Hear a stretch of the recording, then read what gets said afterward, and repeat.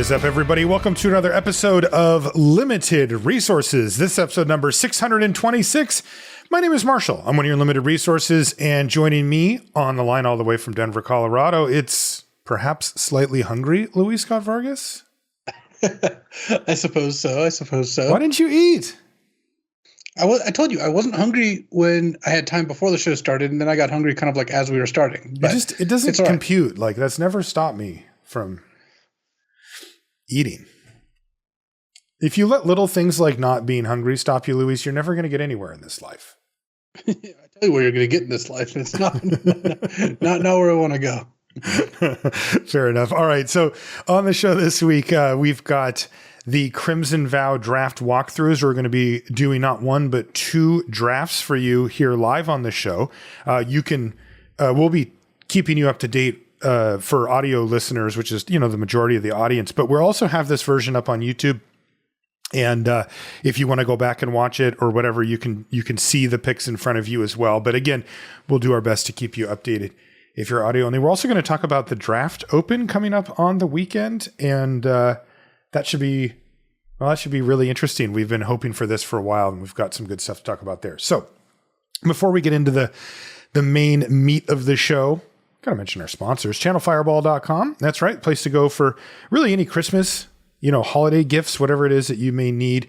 If you want to pick up gifts for people during the holiday season, everybody knows somebody who plays Magic these days, right? It's just boomed so big now that it even if some people are a little shy about saying it, you'll be able to find people in your life that play. And if you're a Magic player, I'm sure you have friends and maybe even family members who play as well. And if you want to get them an awesome gift, head over to Channel Fireball and you'll find a full selection of singles. Now there's a marketplace there. So that means that when you search for a single, you can actually find, product from multiple vendors, tons of vendors, in fact, and that lets you price shop the way you want. You can even shop by condition so that you can make sure that you hit that kind of price to condition apex that you want to hit. And of course, there's a bunch of sealed product and all that kind of stuff over at Channel Fireball as well that makes great gifts, right? Nothing better for a drafter than getting a booster box to draft with their friends, safely, of course, and all that kind of stuff. If you do end up picking up anything over at Channel Fireball, if you use the affiliate code LR at checkout, you just put it in a little box LR there, and it lets them know that we're the ones that sent you over, and it helps out the show. We do appreciate you doing that. The show is also brought to you by FTX. That's really the safe, regulated way to manage your digital assets. It's a brave new world with cryptocurrency, NFTs, and other technologies built off of a blockchain, which is a really cool idea that happened around 10 years ago now. And people have really started to build things upon it. But some of the stuff that we have now are cryptocurrencies and NFTs. And if you're interested in those, FTX is the place to go to buy, sell, and manage them. If you're in the US, it's ftx.us. And if you're outside, it's ftx.com. And they have an app, they have a website, and they make it really easy for you to buy, sell, trade, all of those things. I will remind you, though, that anytime you do something like that, it is an investment, right? And investments carry risk inherently. And you should always consult an investment advisor, a professional, before making a decision to do it. And that way you'll have all the information that you need before you jump in with your own hard-earned dollars. But when you're ready to, FTX is the place to go. Last but not least is the Patreon. Patreon.com/limited resources is the lifeblood of this show. It is really the thing that has kept this show going over the years, and we really appreciate each and every one of you who supports us over there. One of the cool things you get access to, by the way, a couple of things. One, you get access to the live recording of the show. So if you happen to be around, I'll put up a post right before we go live, and you'll get a notification from Patreon, and you can go and there's a live stream of us recording the show. So we'll usually be messing around a little bit before the show, a little bit after the show. If anything terrible happens that we need to take out, you can see it live and unhidden. And then for stuff like this, you can even chat with us in the chat. We don't interact with it because we feel that it takes away from the kind of one-to-one nature of a podcast like this when we're live, but we still read it and we'll go through and talk to people afterwards in chat as well. So that's one of the cool things you get. And also you get to put your questions in for the Patreon question of the week. We've got one here from, I'm going to say Jackie Stowe. Hey, Marshall. Hey, this is just for me. Nice. Do you have any advice on how to deal with mana screw and mana flood, or how to minimize the chances of them happening in the first place? I love the show. I started listening recently, and I totally feel my skills have improved, so thanks a lot. And you're welcome, Jackie. Luis, even though you weren't addressed directly in here, I'm sure that you have on occasion experienced both mana screw and mana flood. What's your best advice to somebody to prevent such things from happening? Well, a lot of the sets they have and the formats have mechanics that really do go a long way. Like Blood in this one gives you kind of a reason to play. You're still usually around 17 lands, but sometimes 18, and not end up getting flooded so badly if you have a lot of ways to kind of filter through your deck. Cycling does the same thing. The Zendikar like land spells were a great example. You'd frequently play 21 lands in your deck because 3 or 4 of them would be actually spells when you needed to cast them as spells. So the designers are aware that this is a frustrating part of the game, and they put in ways to mitigate that to a degree. I mean, if we wanted to go down the game design rabbit hole, I can explain why I think Manic Screw existing is actually good. The short answer is that I think variance is overall fun, but getting the proportion right. I mean, if you got mana screwed half your games, this game would be miserable to play. If you got mana screwed never, I think that would be worse. How many games out of 100 should you get mana screwed? I don't know, 5 to 10 or something like that. And also, when I say mana screwed, I don't mean never play a spell. I mean, some of the best games you've ever played are the games where you missed your 3rd land drop. Yeah. But then you got into it. Your opponent maybe made a bad attack, or you topped up a cheap spell so you could play 2 spells when you hit 3 mana, and then all of a sudden you claw your way back in, and it's a very satisfying game. Yeah. So overall, you can kind of use the set mechanics and try to think about how to kind of get there. And then the other thing is just bear in mind it's going to happen some amount of the time, and just kind of view it as a way to build your mental toughness, because it's not fun, but it does happen, and kind of rolling with the punches is one of the best things Magic teaches us. Yeah, I think the advice I would give is to really focus on your deck building. It's funny because there is some amount of mana screw that is unavoidable, as Luis just mentioned, and when that happens, you need to recognize it as unavoidable, and then, as Luis also said, build up your mental toughness about it. But, the way that you build your deck also affects particularly mana flood. If you compare a really well-built deck that was considerate of things like that versus one that wasn't, even though they both have 17 lands in them, one of them can be much more flood proof. And, a few ways that you can do that are to take advantage of the mechanics like Luis described, and also include things in your deck, not just expensive spells, but a good curve is definitely part of the equation, right? If you curve out at 4 and you play 17 lands, you are going to find yourself with not a lot to do in the later part of the game.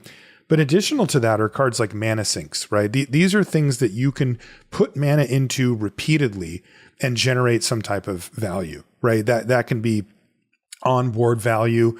I think one of the better mana sinks in this set is what is it called? Child of Night? No, that's a different card. The 2/5 red-green werewolf, and you can pay 4 mana to make a 2/2, right? And that's a really nice place to dump 4 mana, is to just build out a board for yourself. Cards that have Disturb on them are also considerate of your mana in that they do something, and then later on they give you something more expensive usually to do with your mana. And so sometimes it's built into mechanics. Sometimes it's a little more on the nose, like with what is it called? Child of the Pack? Is that what that card's called? Child of the Pack, yeah. Thank you. With Child of the Pack, where it's just literally like pay mana, get thing. But sometimes it's a little more subtle with cards like Disturb. And if you make sure that when you draft or build your sealed pool and you're considerate of this, you can give yourself a few more outs to having ways to do that. It also is in some cases just what makes cards better than other cards is the fact that they're good in late game and they're a good place to put mana.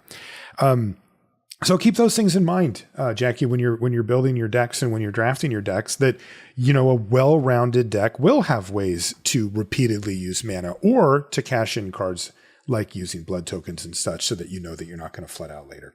When it comes to mana screw, that's a lot more pressure on, do I keep this hand or not?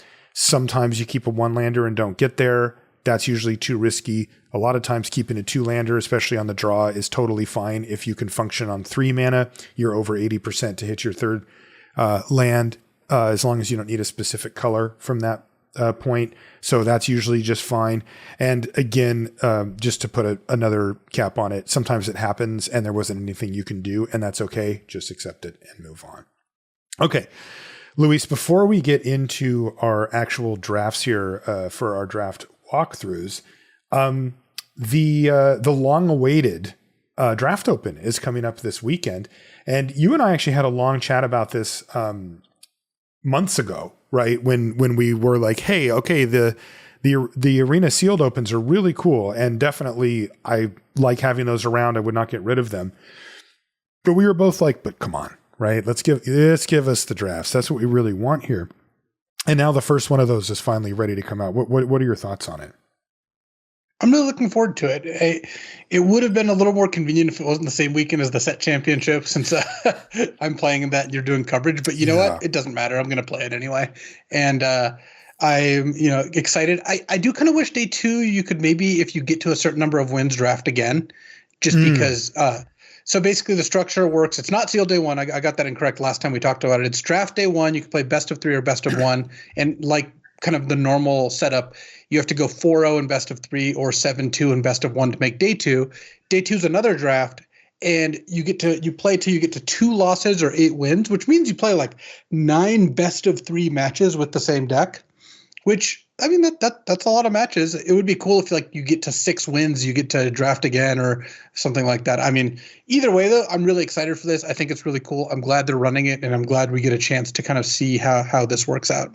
Yeah, it should be cool. It's a little bit it's what we're used to on one hand, but also not on the other. The other thing to note here is that on day 1 you can fire off again. Like if you don't make it, you can rejoin, redraft, and then do it again.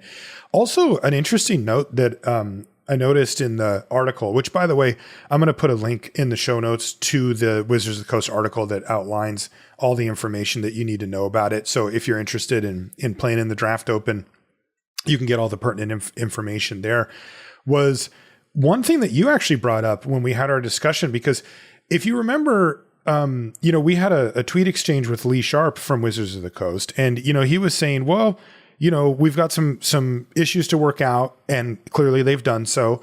And one of the ideas that you had when we talked about it was this idea of mixing the drafters, basically, where if you were playing in the draft open, you maybe just would end up drafting with people like you didn't have to only draft against people who are also in the draft open, but you would maybe draft with people who are in like a premier draft if you're doing the best of 1 queue in the draft open, or in the traditional drafts if you're doing the other.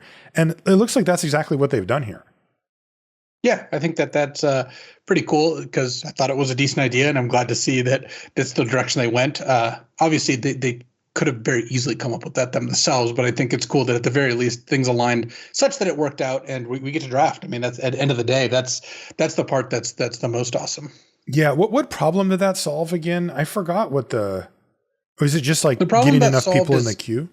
Is making sure everyone could draft a deck in a timely fashion. Right. Because if you have odd numbers out, then they're sitting there twiddling their thumbs and they may not get to actually draft a deck.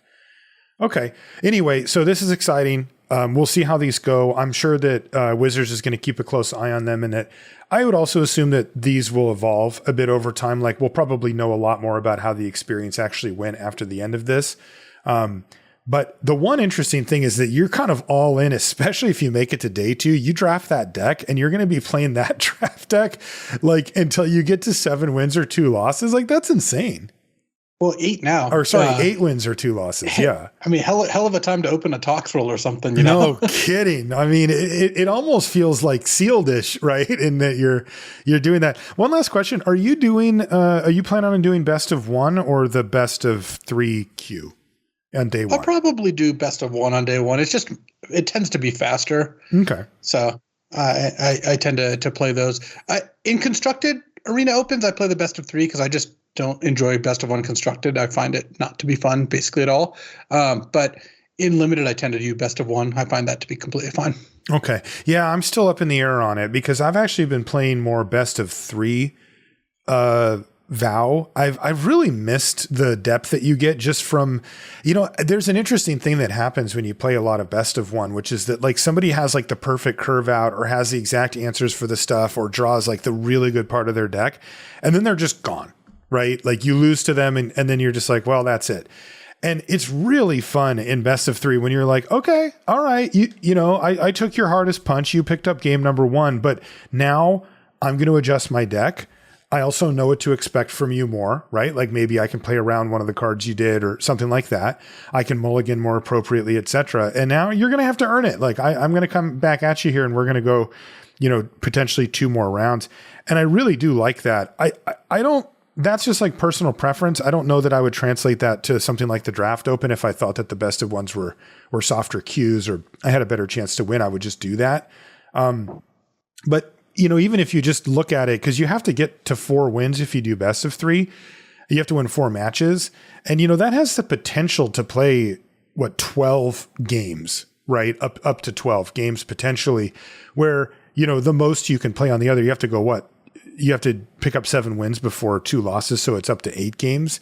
So if you're looking to like run multiple bullets, the potential is there to be much faster for the best of 1 queue. So I might just do that, especially given that I'm doing coverage. So I'm going to have to I don't know what I'm going to do. I think I'm just going to I'm going to get off work and then jump in the queue and see if I get a good deck basically. Cause I won't be able to sit there all day and grind on it. I've gotten lucky and queued for the last couple of ones was sealed on the first try and then on the next one on the second try. So I haven't had to, sit there and grind it for super long, but even then it takes a little while. So at any rate, good luck to everybody partaking and keep us updated. Luis and I will be busy on the weekend, but we'll still be able to look at, at Twitter and stuff like that and see what you're up to.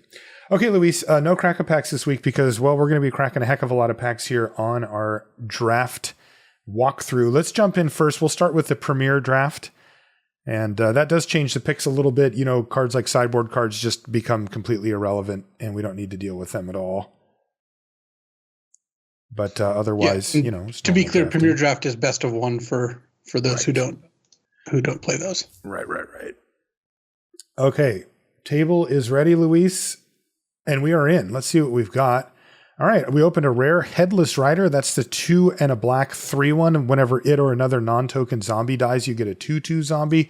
Our uncommons are Storm Chaser Drake, Foreboding Statue, and Circle of Confinement. I'm looking at the rest of the commons and I see a Fierce Retribution. That's kind of all I'm seeing here. Yeah, not the most impressive pack. I would just take Headless Rider. It's black is one of the better colors to start with. And even if you end up with no additional zombies in your deck, a 3-mana 3/1 that dies into a 2/2 is a strong card. Yeah. And it's not hard to pick up a random zombie or 2. That's right. And then if you end up being like in some type of exploit shell or whatever, then this thing can just completely go off.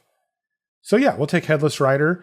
Circle of Confinement's been fine. Fierce Retribution 2. Storm Chaser Drake missed a little bit, but it's hard to go 2 wrong on a 2-mana 2/1 flyer, so still pretty good. Where are you at on Foreboding Statue? That's the one that is a 1/2 for 3 that adds mana of any color, and then after you do that 3 times, it turns into a 5/5. It's fine playable. I mean, at some point it becomes a 5/5 and they have to deal with it, so it's not. I don't find it to be too bad. Okay, next is we actually did get past a rare, but it's Splendid Reclamation. That's the 3 and a green sorcery, return all land cards from your graveyard to the battlefield tap. So no.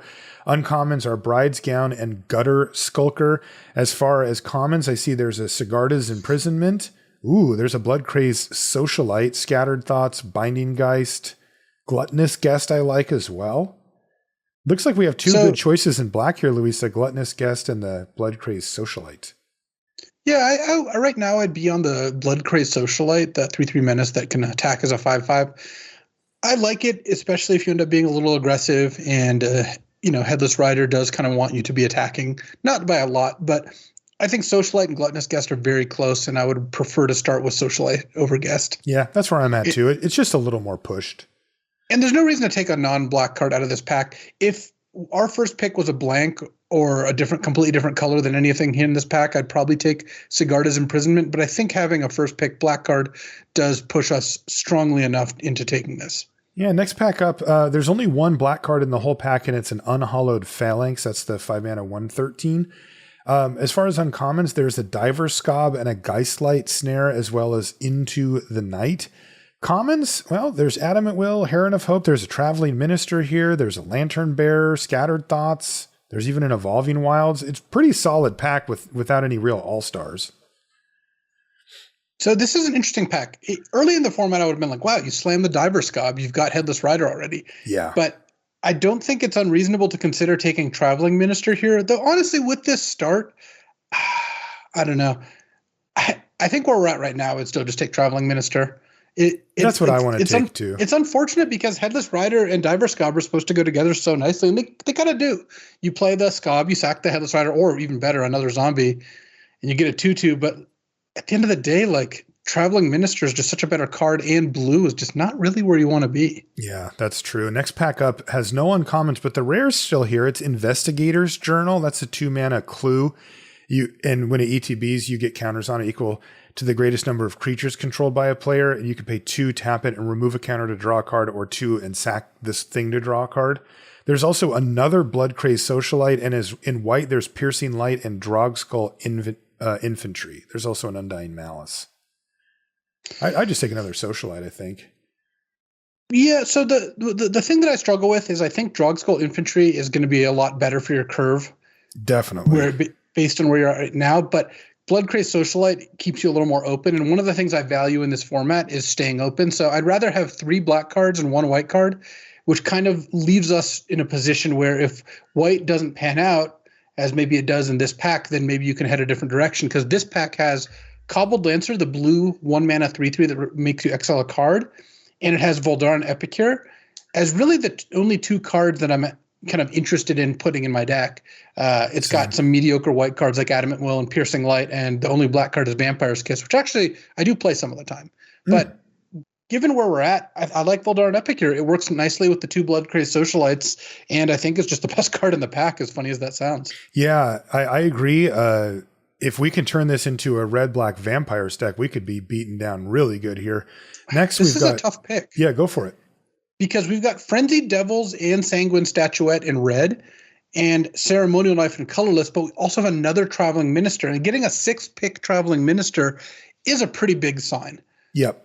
I'm inclined, despite the fact that we just took a red card, to just go back and take Traveling Minister. I could see taking Sanguine Statuette. It's really good in a blood deck, and it'll be a 4th blood card out of like 5 cards. But a 6-pick Traveling Minister, the secret's out on this card. The Minister has made his rounds. He's traveled. If you're getting past this 6-pick, I assume that means that white is fairly open, and red, maybe not quite as much. That's right. So we have, so I'll read our next pack. It's Wandering Mind for uncommon, and then there's black, there's Aim for the Head, white, there's Unholy Officiant, there's no red cards. There's a bit of a brick, this pack. Yeah, I'm actually a lot higher on Wedding Invitation than I used to. I would definitely take Wedding Invitation here. It's such a good combo with Blood Crazed Socialite where you just get to crack in for 5 and gain 5. Yeah, and it only costs you 2 and you get the card back. Yeah, I think it's totally fine. Obviously, it's better in red-black than it would be in like black-white. But even in black-white, that life gain could matter if you get some life gain synergy cards. True. So our current situation is we're into pick 8 now. We've got 2 Traveling Minister, an Voldaren Epicure, a Wedding Invitation, 1 Headless Rider, and 2 Blood Crazed Socialite. This pack has Alchemist Retrieval, Skywarp Scob, Mind Leech Ghoul, Persistent Specimen, Belligerent Guest, Crushing Canopy, and Evolving Wilds. So note that we haven't picked up a good black card since the first couple picks. Just something to keep in mind. I would probably take Belligerent Guest or Mind Leech Ghoul here. Either one of those is fine. You're not that likely to. The Ghoul, yeah. You're not that likely to run either of them. Next, we've got our Wheel pack, which has kind of nothing left. Piercing Light and Vampire Slayer are the white cards. There's a Weary Prisoner, and there is another Mind Leech Ghoul here. I would just take the Ghoul, but I think I'm just cutting black. I think that cutting black is fine here because at this point, the Mind Leech Ghoul just disappeared. It's I'm not sure exactly. Here either. What the? This is a really nice late pickup. There's a Scattered Thought, so yeah, blue seems like it could be open, but Courier Bat and Undying Malice, I actually like the Courier Bat here. Okay. And the reason is you have 2 Traveling Ministers and a Wedding Invitation. Oh yeah. I feel I feel like you're pretty likely to be able to get Courier Bat going. And Courier Bat, I kind of view as a black, white, gold card. It's not always like that, but with double Traveling Minister here, this does push me into wanting black, white. Yeah, because if Courier Bat just had the text on it permanently, it would be a really good card. It's just the times when you miss. All right, 4 cards left in the pack. Into the Night, Scattered Thoughts, Unhallowed Phalanx, Kessig, Flame Breather. I'm just going to take the Phalanx, but I'm going to put it in the sideboard. And it doesn't want to go to the sideboard. There we go. And then with 3 cards left, we did pick up an Undying Malice here. I usually play Undying the first Malice one of those. Nice. Mm-hmm. It's a card this card is always constantly like underrated. And then look, Vampire's Kiss here. I actually don't mind the Vampire's Kiss. I never play Vampire's Kiss. Oh, if you end up aggressive enough and or with life gain stuff and or with blood stuff, Vampire's Kiss can do good work. So I kind of like it. End of pack 1, we're all black cards with 2 Traveling Ministers, 1 Voldaren Epic here. The only thing that's kind of unfortunate is we don't have no good cards. Yes. Our best card's Headless Rider, and that's not that great of a card. That's right. All right, so that's the end of the pack, and we've got double Traveling Minister, double Undying Malice. We do still have an Epic here. 1 Mind Leech Ghoul, a Vampire's Kiss, a Wedding Invitation, a Courier Bat, a Headless Rider, and 2 Bloodcrazed Socialite. As we open up pack 2, pick 1. We see Tauren's First of the Angels. That's like your dream card from the Showdown. Unfortunately, it's green-white. There's also Arm the Cathars, Bride's Gown. There's a Mischievous Catgeist for uncommons in black. There's a Blood Fountain and a Pointed Discussion. There's some decent green cards. There's a Wolf Strike, a Weaver of Blossoms. But for us, I guess it's just Pointed Discussion or yeah, that's Blood where we're Fountain. at. I mean, Pointed Discussion is a good card. I don't mind having it in my deck. I'm obviously not stoked to first pick it, but this is just a weak pack. There's only 1 good card in this pack, and that's Tauren's, but we're not able to take first pick a green-white card. That's just not something we're able to do right now. Next, the rare's missing. This is pack 2, pick 2. Groom's Finery is here, and then some red uncommons. Adamant Will, Fierce Retribution, Griff Rider for white.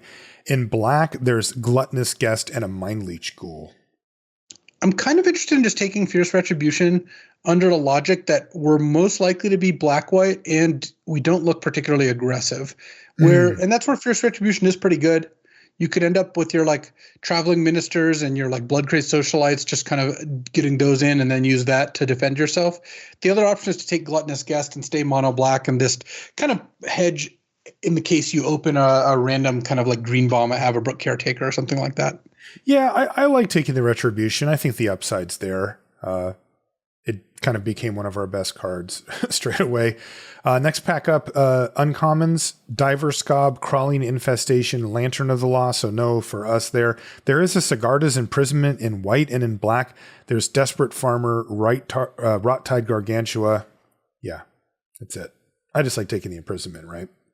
Oh yeah, easy imprisonment here. And now we're getting kind of rewarded for choosing our second color, because the two cards that we would have had to take to stay open in here, the 2 black cards, would have been pretty weak compared to the 2 white cards we're taking. We would have had to take a Gluttonous Guest and like a Desperate Farmer, whereas we just got 2 removal spells, and getting 2 removal spells is nice. Again, we're still missing like a kind of good finisher because it doesn't look like we're going to be very aggressive here. We've got the 2 Traveling Ministers, but we've got no 2 drops besides Mind Leech Ghoul. Did you put the order in for our Tox roll for pack 3, or were you trying to get it in pack 2? Because we could really use it. We did get past a pack with a Restless Bloodseeker. That's the 1/3 that makes blood when you gain life and then flips by sacking 2 blood. Excellent card. This is exactly what we're looking for. An easy pick over Gift of Fangs as the only other plausible card, or maybe Heron Blessed Geist. Whoa. Boarded window. There is a boarded window, but I do love the Restless Bloodseeker, and this is a fantastic pickup. Also, with 2 Traveling Ministers, turn 1 Minister, turn 2 Bloodseeker, gain a life, make a blood token right away. Like, you can't get much better than that. No, that's awesome. Yeah. So Restless Bloodseeker joins the pile here. As we get to pack 2, pick 5, we see Cloaked Cadet and a Blood Tithe Harvester. That's a late Harvester. That's the red-black 3/2 gold card, which is amazing. That card's insane. Heron Blessed Geist, Desperate Farmer, and Aim for the Head are the cards in our colors. I think that Desperate Farmer might be the pick. We don't really have a great way to enable it, but we're not going to have very many enchantments for Heron Blessed Geist either. We have 1 Sigarda's Imprisonment right now. Mm-hmm. So I guess I'm a little higher on Desperate Farmer. One thing that's nice about Desperate Farmer is the two traveling ministers can make it so they have to block your like dorky 2/2 at some point, and then the desperate farmer flips. Okay, next pack has Dominating Vampire in the rare slot. The rest are commons for us. We have options on Piercing Light, Blood Fountain, and I assume we don't want a second Vampire's Kiss in any scenario. No, we're probably not playing the first one, but I wouldn't mind a Blood Fountain. I like picking up one of these for most of my decks, and it's just like a pretty decent card to kind of get your creatures back. This deck also has a fairly low creature curve, so getting them back is nice. Plus, it means you can play your Courier Bat early without triggering it, and then later just Blood Fountain it back.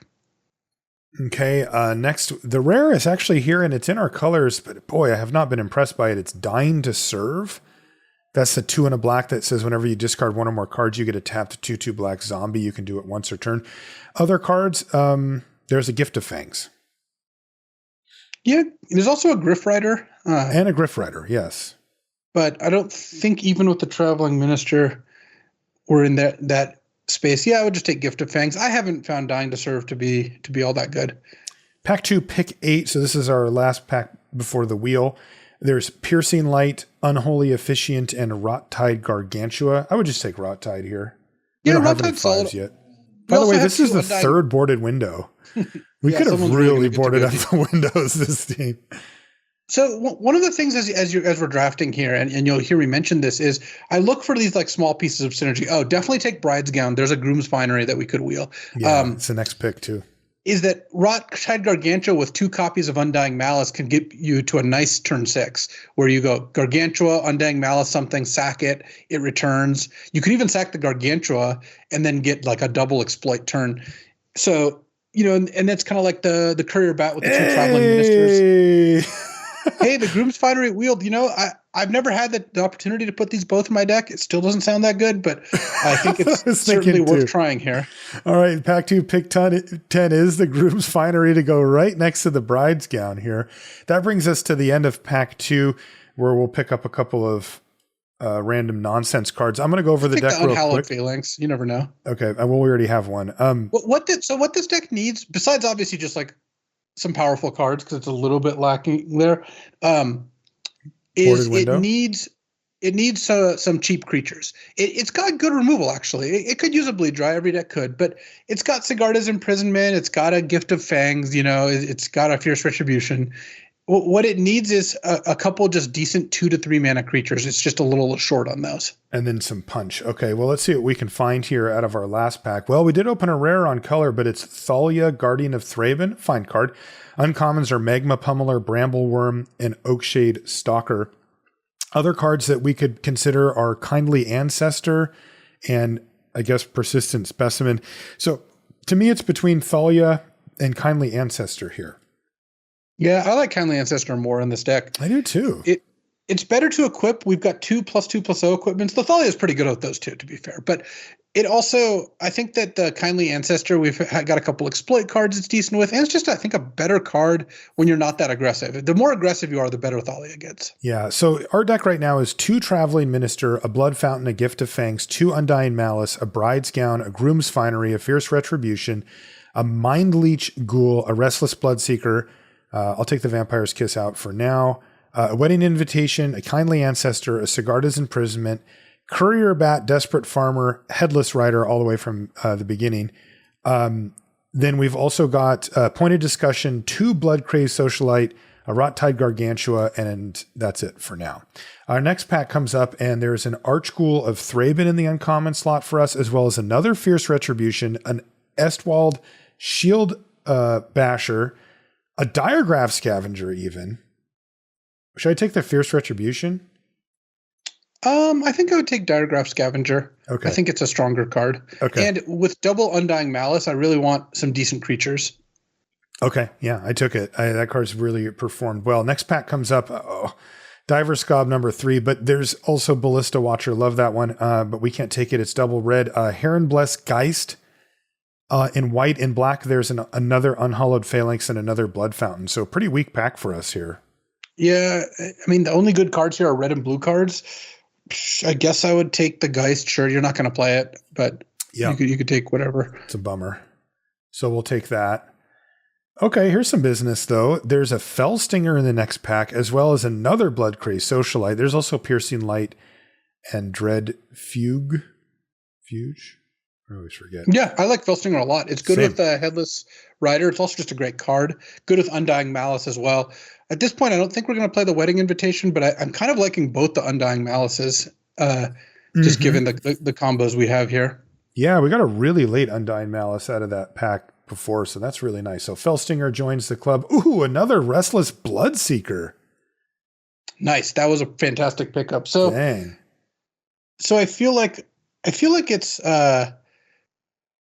it's not that black is completely cut. We like wield Courier Bat. This pack also has Courier Bat and Ragged Recluse.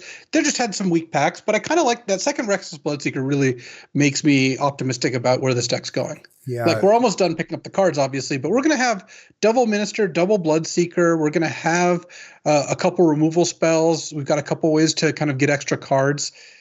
Seems like a pretty decent place to be. Wow, another Bloodtide Harvester in the next pack. Red looking really good, Alluring Suitor as well. But for us, there's only two choices.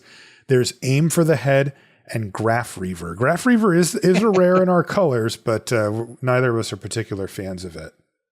No, I would advise against putting Graph Reaver in your deck. I guess, I mean, you could just take Aim for the Head. I mean, you're not going to... Actually, I would just take Graph Reaver because it's a rare. Yeah, and, value. Yeah, you get a little bit of extra value. All right, another Blood Crazed Socialite. I wonder if we should be playing the Wedding Invitation with 3 Blood Crazed Socialites. Yeah, maybe so. I like having 3 of these. As many blood tokens as I can get. I'll put Wedding Invitation in for now. All right, and some good stuff here. There's the Archghoul of Thraben. This is not the one that we got earlier either. So this is another one of those. There's another Courier Bat, another Desperate Farmer, and another Undying Malice. Which one of these should we take? Maybe another bat? I think the second bat is going to be really good for us. Yeah. And it makes me want to play all the life gain we have, basically. Yep. Definitely. Next up is pack 3, pick 9. So this is our wheel pack for pack 3. And there's really nothing here. There's Persistent Specimen, Aim for the Head, and Supernatural Rescue. I'm just going to take the Specimen here, but I'm going to put it right into the sideboard. All right. With 5 cards left here, there's a Vampire Slayer and a Desperate Farmer. So I think we just take another Farmer, right? Yeah. Desperate Farmer's nice here. This is where not having good 2-drops is a little painful, but the good thing is we have 2 Restless Bloodseekers. So if we cast a Bloodseeker on 2 and a Desperate Farmer on 3, nice, Ragged Recluse. Then a lot of the time, the opponent is gonna need to kill the Restless Bloodseeker, at which point the Desperate Farmer flips. So we kind of zoomed through the only relevant pick out of those last 5 was picking that second to last pick, Ragged Recluse. So that's nice. So let's take a look at this deck now, and we'll go through and trim it, and then I'll verbalize. Actually, I'll just verbalize now what we've got. So we've got 2 1-drops. We've got 2. This is 45 cards, by the way. We've got 2 Traveling Minister, a Blood Fountain, a Gift of Fangs, and 2 Undying Malice. 2 drops, we've got Bride's Gown, Groom's Finery, plus Fierce Retribution, Mind Leech Ghoul, Ragged Recluse, 2 Restless Bloodseeker, and the Wedding Invitation. In the 3-drop slot, we've got Kindly Ancestor, Sigarda's Imprisonment, double Courier Bat, double Desperate Farmer, Fell Stinger, Headless Rider, and Pointed Discussion. In the 4-drops, it's almost all Blood Crazed Socialite. We have 3 of them, but then we also have a Diagraph Scavenger, and then we curve out at 5 with Rot-Tide Gargantua. This build currently has 18 creatures in it, and we need to make 5 cuts. So looking at this, it feels like we... Like one big thing is, are we going to play the Bride Gown and the Groom's Finery? Are we? No, are we I don't think so. Yeah, that's what I'm thinking. We just don't have enough creatures. So and that gets us down to 42 if we cut the invitation plus those 2. As far as lifelink goes, we have a lot. We have Desperate Farmer, Kindly Ancestor, double Traveling Minister. I think maybe we get rid of the Blood Fountain because we have 2 copies of Courier Bat and we have a lot of ways to trigger it. Yeah, that's smart. And then we also have a pointed discussion for kind of just card advantage, more blatant card advantage. The other thing that you could do, how much blood does this deck generate? It generates a fair amount, right? Decent amount. I mean, if we have one of our Bloodseekers, it kind of spews out. Oh, we just got to cut the Mind Leech Ghoul. Mind Leech Ghoul doesn't do anything. Yeah, I was looking at that too. I was looking to see if it's possible this deck wanted to play 16 lands, but I don't think it does. Okay, yeah, we do only have 1 5-drop And you know, where Luis is going with this is like, we could trim down on land and then not worry about flooding because we make a ton of blood tokens. But why do you say no in this case? Because of all of our fours? I think that it's not that our curve is super high, but Restless Bloodseeker is a good mana sink. We're also going to want to like play, like one of the good plays you can make in this deck is like play Diregraph Scavenger with 5 mana so that you have Undying Malice up after you trade it off on their turn, because that's a particularly good combo. And you know, but we have 3 Socialites, a Pointed Discussion, 2 Restless Bloodseekers, all that make blood, plus Fellstinger to draw extra cards. It just feels like 17 is probably where we want to be here. So in retrospect here, I'm going to read the deck out in a minute, but at what point could we have gone harder into red? Because even through pack 3, you know, we were seeing things like the uncommon gold card, the dancer guy, like some really decent stuff there. And our white ended up being Kindly Ancestor, Sigarda's Imprisonment, Fierce Retribution, and 2 Traveling Minister. Otherwise, we're black. I didn't see, the thing is just this, that's why some of these drafts can be kind of tricky. And this just happens in every format. This isn't format specific. I didn't see a good window to go red, but we got late Blood Tithe Harvesters from both directions. Right. So there had to be some point, especially when we're only playing 5 white cards and they're not even that good. I mean, these are fine Magic cards, don't get me wrong, but you know, they're all common. Like, you know, we're not exactly splashing for some bombs here or whatever. Do you like 10-7 given how black centric? Yeah, that looks right. Okay. All right. Here's our final build for our best of 1 draft. It's 2 Traveling Minister, a Gift of Fangs, 2 Undying Malice at the 1-drop slot. 2 drops, we've got Fierce Retribution, Ragged Recluse, and 2 Restless Bloodseeker, which are carrying a lot of the load for the win cons for the deck. 3 drops, we've got a Kindly Ancestor, a Sigarda's Imprisonment, 2 Courier Bat, that's kind of our card advantage, 2 Desperate Farmer, a Fell Stinger, a Headless Rider, and a Pointed Discussion. At 4, we have 3 Blood Crazed Socialite, again, win cons for our deck, and then a Diregraph Scavenger, and then we have 1 Rot-Tide Gargantua, and we're running a 10-7 mana base, that's 10 swamps and 7 plains. What do you think about the deck? We have 1 rare in the deck. I would give this deck a 6 out of 10. I think it's maybe even a little worse than that, but for who, I guess? You mean for the opponent, or? No, like which one of us was drafted? Oh my God. We both drafted it. You can't throw this on me just because it's on my computer. I really can't. Well, yeah. I could ask if you're comparing it against the average deck that one of us drafts or the other drafts. Oh God. Okay, fine. Against an average deck that I draft. Okay, I think it's a 6 out of 10 for both of us. If you give it an 8, I'm just gonna like flip out. All right, let's do. It's not. This deck's not good, but the only 2 good cards that we could have passed are basically the Blood Tithe Harvesters. We could have maybe been red. I didn't see an easy on ramp, and I'm really glad we didn't take the Diver Scob. I just don't think our deck would have ended up good if we drafted blue-black there. Yeah, I think that was a more pertinent decision because that was the obvious choice with the with our rare that we took. But I agree. I also, I think it's a combination of factors. By the way, we're queued up for the best of 3.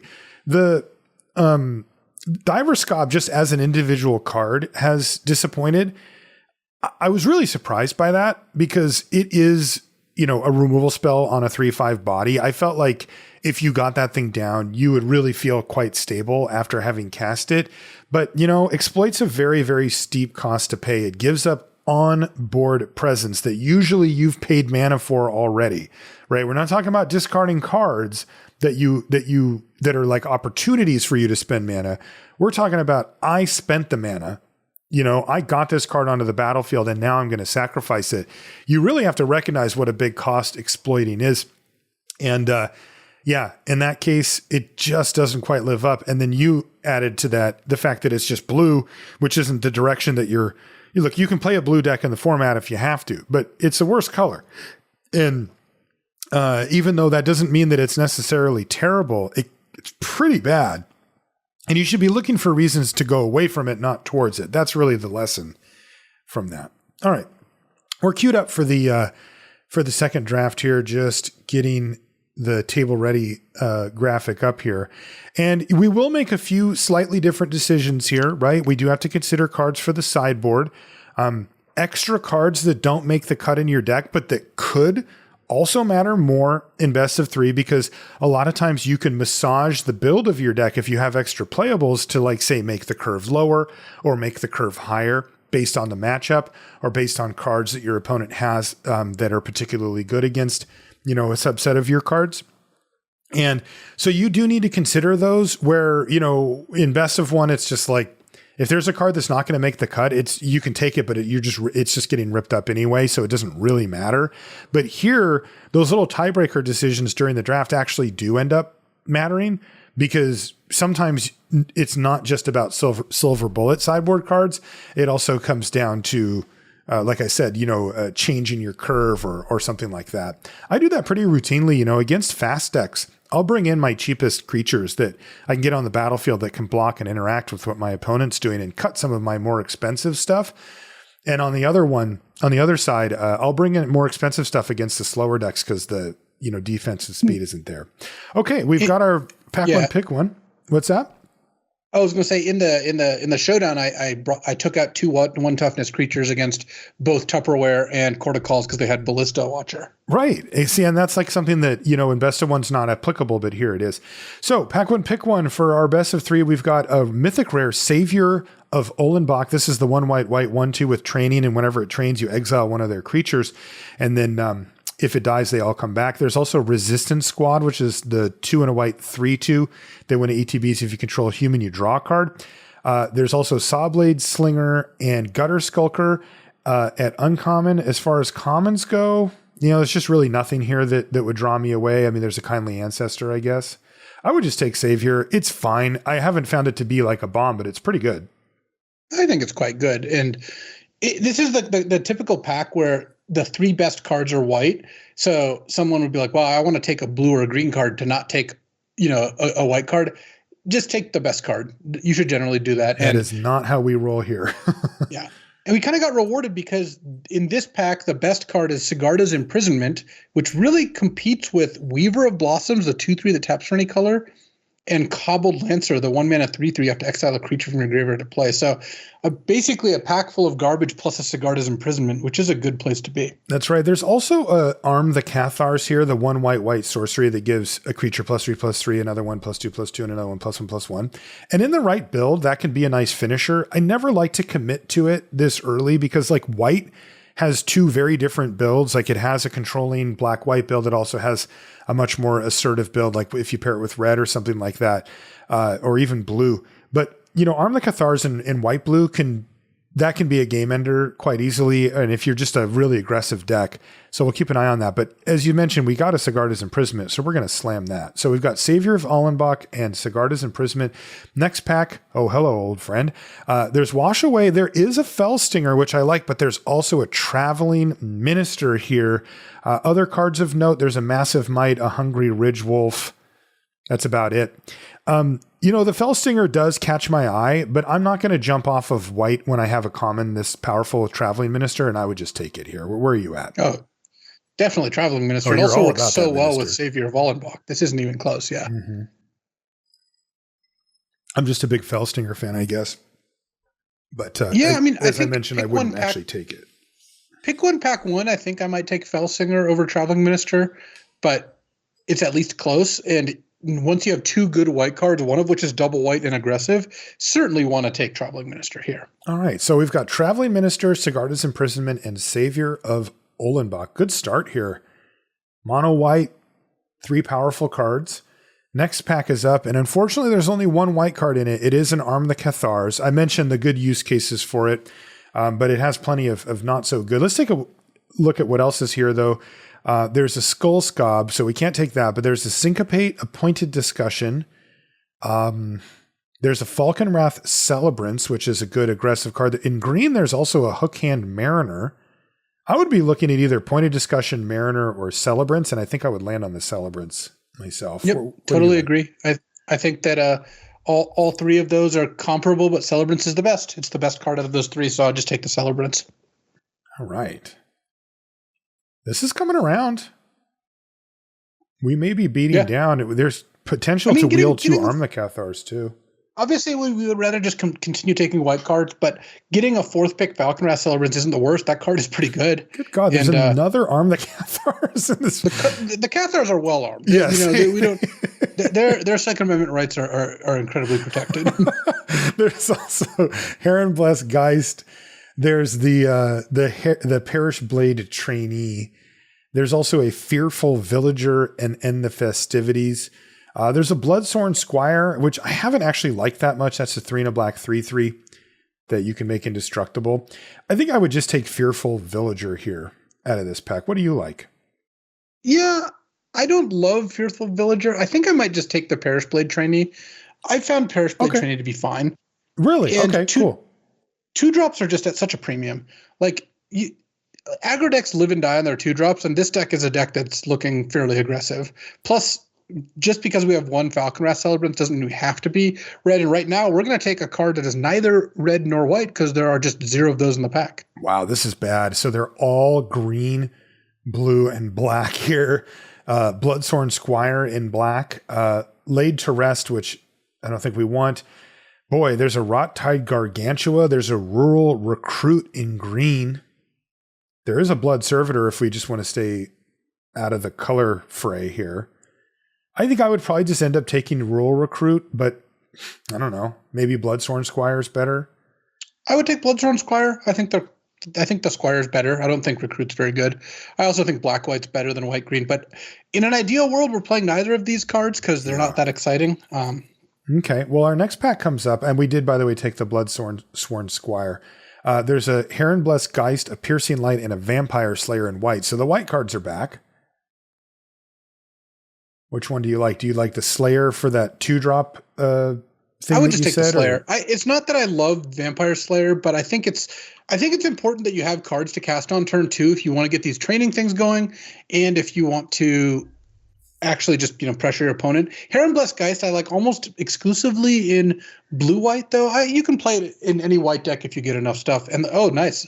Militia Rallier is a nice reward for taking those 2-drops because now we've got the 3-mana 3/3 can't attack alone. And again, we have a good curve. We've got 1 red card, 1 white card, and whatever we open in pack 2, we're fairly likely to play. One black card. Oh, sorry, yeah, that's right. 1 red card, 1 black card. One of the downsides to being white and staying open is, yes, if you open a Tox Roll, you'll still probably take it. It doesn't fit that well with the main game plan. Obviously, it's just good enough that you have to take it anyway. Whereas if you're like mono black, most things fit with your game plan. That's right. Okay, next up is our wheel pack. So this is pack 1, pick 9. There's Nurturing Presence, another Vampire Slayer in white. And then in red, there's Belligerent Guest. That's the 3-mana 3/2 trample, and when it hits an opponent, you make a blood, and then there's Blood Fountain.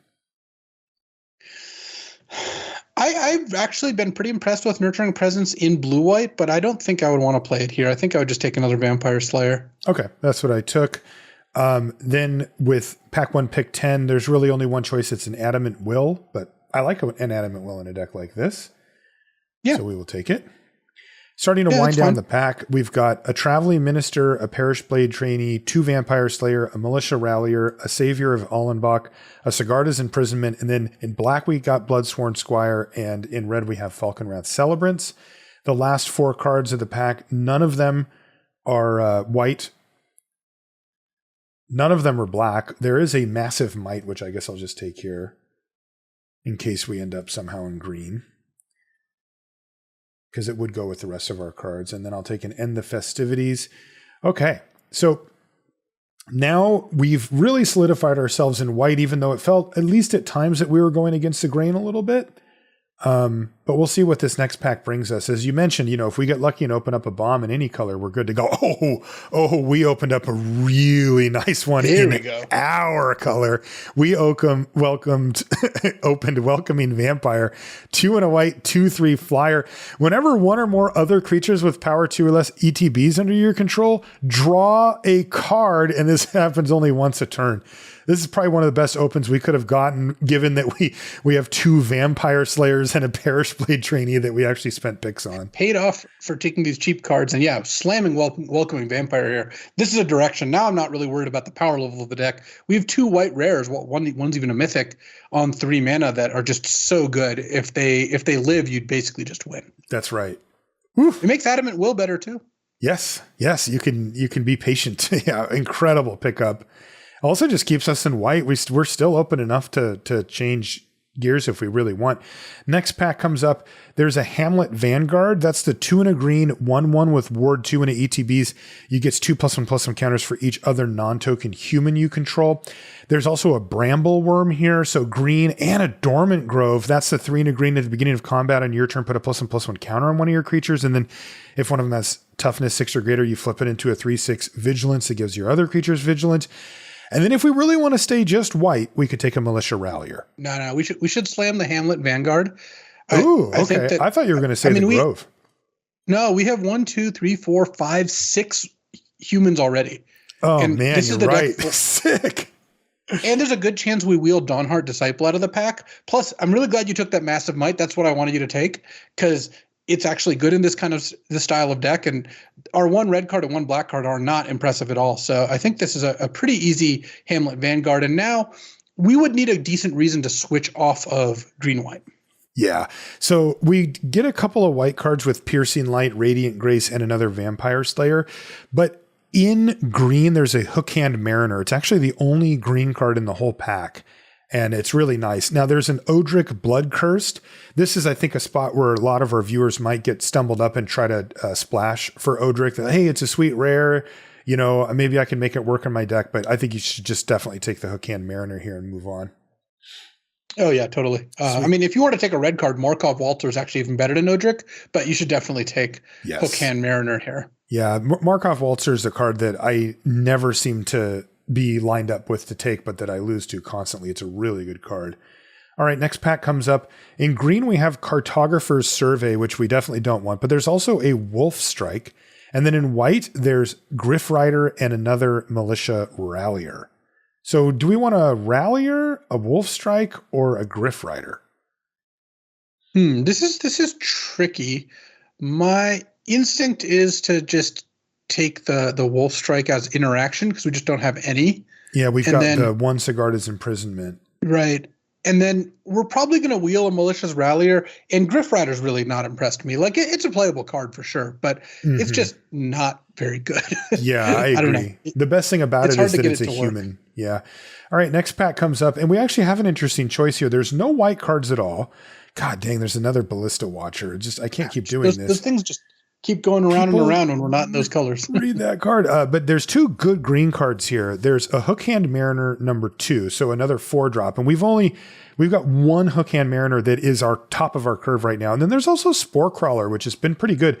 2 and a green, 3/2. When it dies, you draw a card. I think it's just easy Mariner. This deck's looking to be aggressive. It's really nice with Wolf Strike. It counts as a human for your Hamlet Vanguard, and overall, I think it's just a really good aggressive card. Ooh, a nice pickup here in a sea of red and black cards. Somehow red and black is really what's open. There's a Drogskull Infantry, and that's another 2-drop that, even if it's not a human, is still really what we're looking for in this deck. Yeah, and, Vampire Slayer is a human, but I wouldn't hate to trim one of those down if we can get better 2s in that spot. Or you just play all the 2s. Well, it might happen too. So we're going to take Drogskull Infantry here with pack 2, pick 6. That leaves us with Traveling Minister, Massive Might, Adamant Will, Perishblade Trainee, Double Vampire Slayer, Militia Rallier, Savior of Olenbach, Sigarda's Imprisonment, Welcoming Vampire, Hamlet Vanguard, Wolf Strike, and 2 Hookhand Mariner. Next pack comes up, and it's pretty weak. There's a Splendid Reclamation, which is the rare we open in the other, and then there's a Rural Recruit. Yeah, so I guess you just take the Rural Recruit, even though you're not excited about it. It's just, I think it's a lot weaker than Hookhand Mariner on 4, and you don't typically want tons and tons of 4-drops in your aggro decks. Speaking of, another pack with no white cards, but 2 green cards. This one has Toxic Scorpion, and then also another Rural Recruit. Yeah, I would probably just take the Scorpion, even though I don't think you're that likely to play either of these cards. Right. Scorpion just doesn't go super well in curve out base aggro decks. Next is pack 2, pick 9. We've got a Nabalgast Beguiler, a Nature's Embrace, and a Snarling Wolf. Snarling Wolf at least has the option of helping with training on the Perish Blade Trainee or the Savior of Wallenbach. Mm-hmm. So plus it's a 1-drop, which it's really nice to have 1-drops when you have Welcoming Vampire. So on turn 4, you go Welcoming Vampire, Traveling Minister, or Welcoming Vampire, Snarling Wolf, and just immediately get a card. And then no matter what, you're up a card in the exchange. That's right. We're going to take a Sanctify here, pack 2, pick 10. This is destroys artifacts or enchantments and you gain life. And this will go into our sideboard and we may need it. Next is we're going to pick up a Piercing Light, and I'm actually going to start that in the sideboard too. I don't know. We might bring that into the main deck depending on what our build looks like, but oftentimes I prefer that card's borderline for me anyway. And I like to start it in the board and bring it in when I know it's going to be really good versus when I'm kind of hoping. Yep, last couple of picks. Go ahead. I like Piercing Light out of the sideboard. I do not like it in the main deck. It's good in like the aggro mirrors, like you're trying to race them, that sort of thing. That's right. Oh my God. Pack 3, pick 1. That's a home run, baby. Tauren's Fist of Angels has entered the scene. Wow. Is that literally the nuts? Is that the best card we could have opened? I think it might be. No, Everbook Caretaker is still better, probably. Yeah, you're right. You're right. It's unbelievable. But look, I mean, I do think we set ourselves up well for success, but you realize we opened three drop white rares. So, yeah, we got a mythic and 2 regulars. And they got better each time too, somehow. This is true. This is, I think, the best of the bunch. Easy Taurens over Circle of Confinement. Not really much of a question here. Taurens is just incredible. 2/2 training for 3 that whenever you play a creature, you get a 1/1 with training. And then following that up with a Valorous Stance. An excellent removal spell because it kills the big things that you want to kill, or it protects your Taurens or your Welcoming Vampire very nicely. Yeah. Wow. Okay. Other cards in pack 3, pick 2 is another Rule Recruit, but of note, there is a Wolf Strike here. I wouldn't anticipate wheeling that. There's also an Adamant Will. But we'll pick up Valorous Stance here. Boy, this deck's really coming together. Another great pickup for the deck here is another Traveling Minister. Out of this pack 3, pick 3, there's a Heron Blessed Geist, a Snarling Wolf, and that's it in our colors. But yeah, Minister. Oh, easy Traveling Minister. And now this is the easy part of draft. We found our lane. We're green-white humans aggro. Training's not, the best mechanic. It's kind of not played out great. But one of the cool things about this format is really any combination and theme is draftable if you get the right hookup, and we've gotten the right hookup here. Like, we're just going to take the best cheap green or white card out of basically every pack at this point. Yeah, it's incredible how, this is a good contrast to the deck that we just drafted. We have 4 rares in this deck. Like, we have one in the other. And we just picked up a Twin Blade Geist, the 2-mana 1/1 double strike with Disturb, where the front side is great, especially with Traveling Ministers. Then when you flash it back on something like a Hookhand Mariner, you can just completely go to town. That's right. So we pick up Twin Blade Geist. There is a Bleed Dry in the pack and a Crushing Canopy, which we would love for the sideboard if we can wheel it. There's another Perish Blade Trainee and then a bunch of cards in other colors. But yeah, Twin Blade Geist, the easy pickup. By the way, just to zoom out a little bit, that puts us at 22 cards in our deck. So we're almost at fully functional here. We're only in pick 3 heading to pick number 5. Wow, another Traveling Minister. There's also another Markov Waltzer, which I'm sad to see go, but it's either Sporeback Wolf or Minister, and that's just not close. Yeah, I mean, and when we're looking at cards that we want to cut, we'd like to get this Toxic Scorpion out of the deck, but everything else is good, which means we're about to have 22 cards here that we're happy with once we pick up this Traveling Minister. And it won't be hard to pick up another card. And if we have to play one of the cards in our sideboard right now, that's not the end of the world. Yeah, we have that Piercing Light in the board, for example. All right, next one's up, and we've got Apprentice Sharpshooter, which is the one for reach training. There's also a Weaver of Blossoms, which is the 2 and a green 2/3 that adds mana and can flip. Adamant Will and Nurturing Presence are the other cards. I think it's between Sharpshooter and Adamant Will. This is not a Weaver of Blossoms deck, really. We don't have anything that costs more than 3 mana, except for the 2 Hookhand Mariners, basically. I took the Hamlet, or the whatever it's called. I wanted to actually take the Adamant Will, but I had the other one selected. That's fine, though. Oh, yeah. You took the Apprentice Sharpshooter. Yeah. I also would have taken Adamant Will, but I think it's fairly close. I mean, with 3 Traveling Ministers, Apprentice Sharpshooter is kind of nice. Yeah, it's not the worst. I kind of liked the having one more combat trick because we're a little light on removal in this deck, and having another Adamant Will is a nice way to. It is a human for the Hamlet Vanguard. This is a really good Hamlet Vanguard deck. This is one of the best Hamlet Vanguard. It's going to be decks. like a 7/7 every game. It really is. Yeah, there's a bunch of cards here, and none of them are things that we want. We're at 24 cards now. Interestingly, going back, we're by the way in pack 3, pick 9 now. I'm going to take Retrieve, I guess. I don't think we're playing any of these cards. There's a Nurturing Presence and a Wedding Invitation as well. Yeah, you're not playing any of these, including the Retrieve, unfortunately. And then nice. You like the knife here? Ceremonial Knife is a really good pickup here because one of the ways these decks lose is they flood out because they can't use mana after 4, basically. Ceremonial Knife almost single-handedly prevents that. So I'm into Ceremonial Knife here. Definitely would be interested in putting that card in the deck. For sure. 4 cards left in the draft. We've got a Snarling Wolf here. We already have one. I don't know if we want is a lot less appealing, especially now that we picked up the Ceremonial Knife, because those are both mana sinks, and I'm not really looking to have you want a couple, but you don't need too many. That's right. And as we wind down the pack, the last 3 picks, none of them were on color. So let's take a look at what we've got here for our green-white aggressive build. I don't want that. Okay, so we've got 3 Traveling Minister, a Massive Might, a Snarling Wolf, and a Ceremonial Knife. Those are our 1-drops. This is 41 cards currently. We have an Adamant Will, a Drogskull Infantry, a Perish Blade Trainee, a Twin Blade Geist, a Valorous Stance, and 2 Vampire Slayer for our 2s. Our 3s are stacked. We've got Militia Rallier, Sigarda's Imprisonment, Welcoming Freaking Vampires, Savior of Allenbach. We do have the Apprentice Sharpshooter in there. Hamlet Vanguard, Torrens Fist of Angels, and a Wolf Strike. What the heck happened with that? It's like the best 3-drop slot I've ever had. And then at the 4s, we've got 2 Hookhand Mariner and currently a Rural Recruit. This leaves us with 18 creatures we need to cut. Well, we could cut 1 card. We could add a card if we really want. Or cut a land, if we really want. Yeah.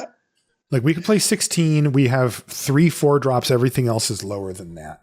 Yeah, I think I would just play 16 lands here. Yeah. This looks like a pretty clear 16 lander. Just you've got the 1 Ceremonial Knife and like the 1 Snarling Wolf, and really no other way to spend mana. So right.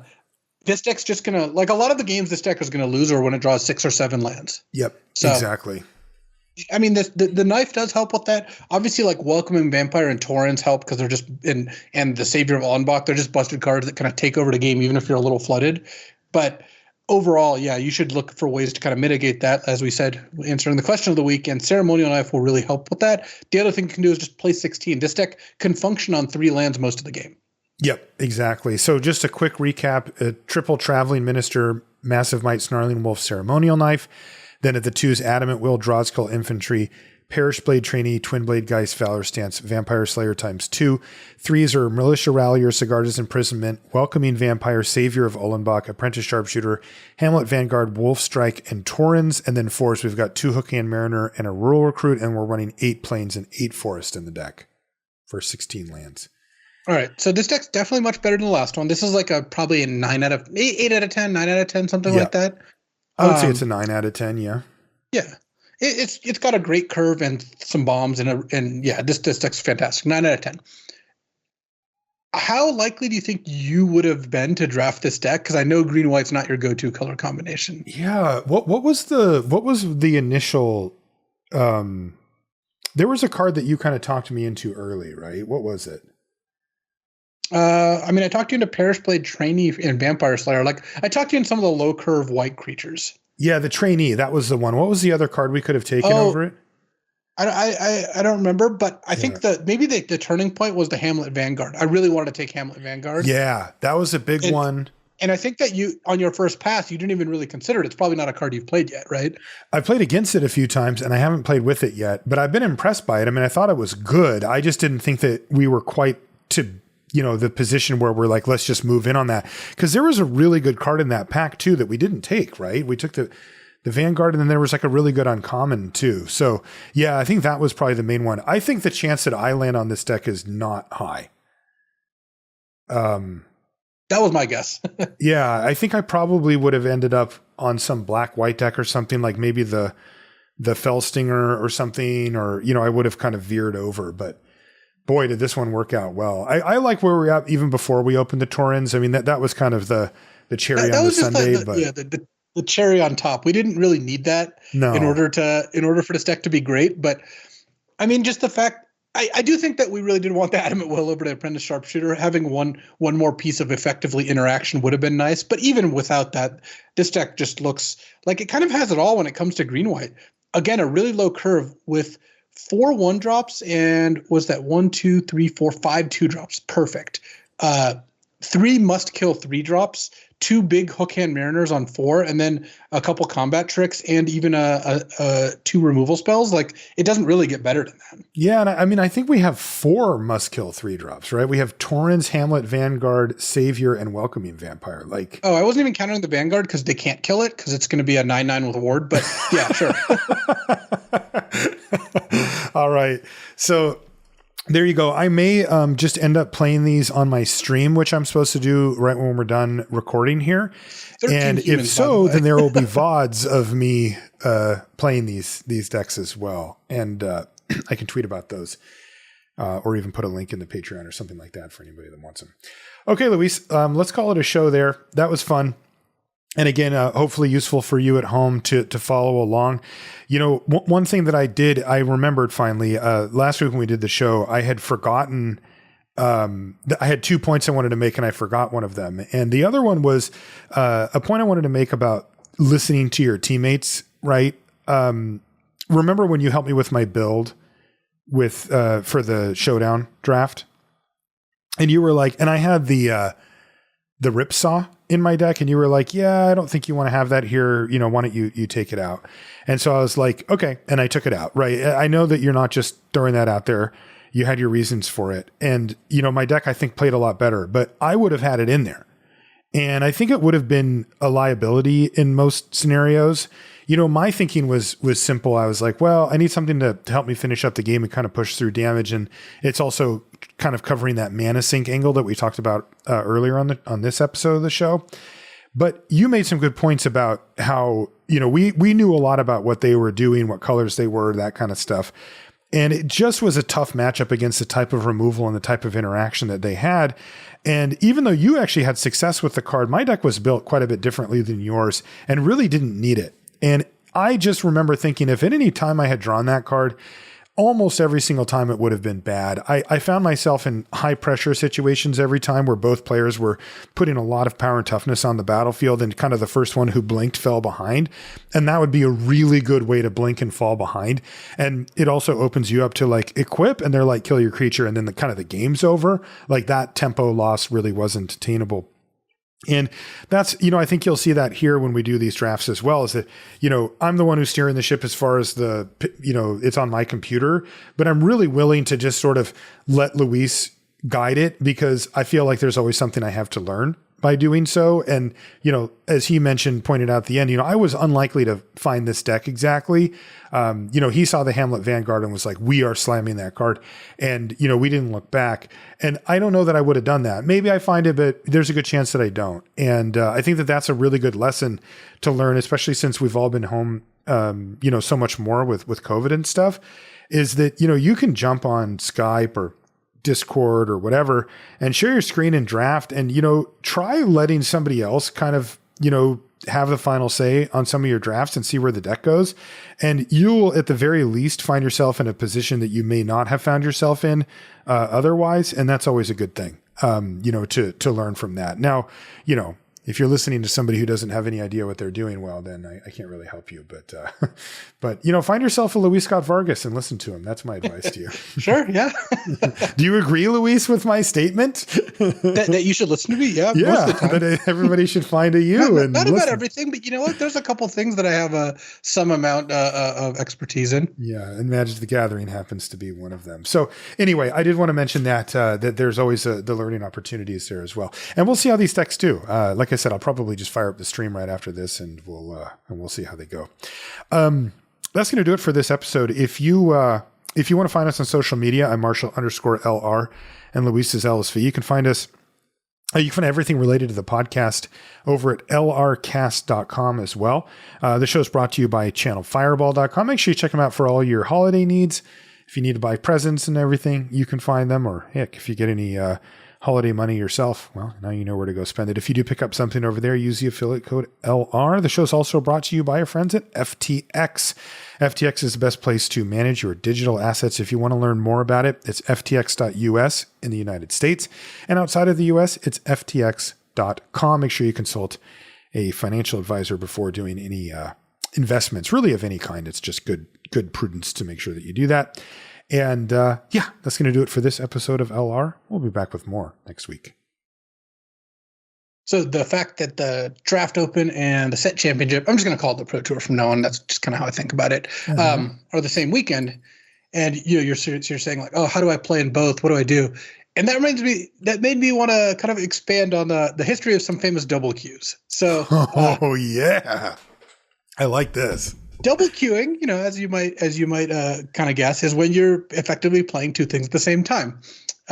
And so, we might see a decent one this weekend where certain members of coverage and or the Pro Tour are trying to manage to play the draft open in between or during rounds. I don't have permission to stream the Pro Tour. I'm seeing if I'm allowed to stream the draft open. Maybe I'll just stream the draft open while I play the Pro Tour on the other monitor. Who knows?